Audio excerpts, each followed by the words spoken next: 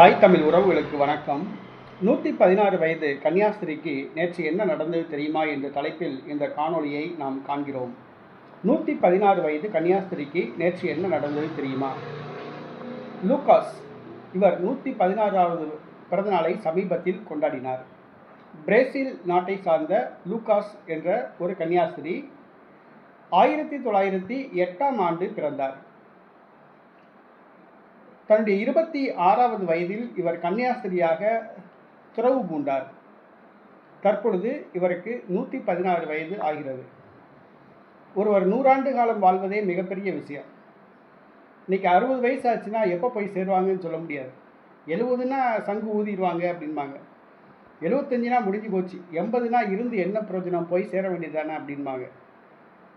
100 ஆண்டு காலம் ஒருத்தவங்க வாழ்ந்தாங்கன்னா பரவாயில்ல, கடவுள் ஆசீர்வதிச்சிருக்காருங்கிறாங்க. ஆனால் அந்த 100 ஆண்டு காலத்தையும் தாண்டி 116 வயசு வரைக்கும் ஒரு கன்னியாஸ்திரி வாழ்ந்தாங்கன்னா ரொம்ப பெரிய விஷயம்.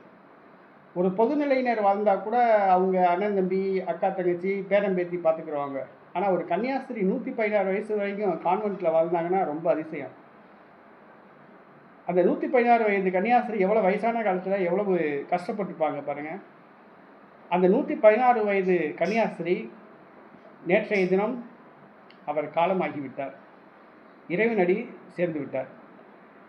உலகத்திலேயே வயதான பெண் 116 வயது பெண், அதுவும் ஒரு கத்தோலிக்க கன்னியாஸ்திரி. அவங்க நேற்று காலமாகிட்டாங்க. இப்போ அதுக்கு அடுத்தபடியாக 115 வயது நடக்கிற ஒரு இங்கிலாந்து பெண், அவர் தான் இப்போ உயிரோடு இருக்காங்க. நேற்றைய தினம் 116 வயது கன்னியாஸ்திரி காலமாகிட்டாங்க. நல்ல வயது முதிர்ந்து காலத்தில் அவங்க மரணம் அடைஞ்சிருக்காங்க. அதுவே கடவுள் அவங்கள ஆசீர்வதிச்சிருக்கார் அப்படின்றது அர்த்தம். நிறைய பேர் துள்ள துடிக்க போவாங்க. 25 வயசு 30 வயசு 35 வயசு ஹார்ட் அட்டாக்கில் போவாங்க. அந்த மாதிரிலாம் இல்லாமல் இந்த கன்னியாஸ்திரி நல்ல முதிர் வயதில் மரணம் அடைஞ்சிருக்காங்க. கடவுள் அவங்கள ஆசீர்வதிச்சிருக்காரு. அந்த ஆசீர்வாதம் எல்லாத்துக்கும் இருக்கணும்.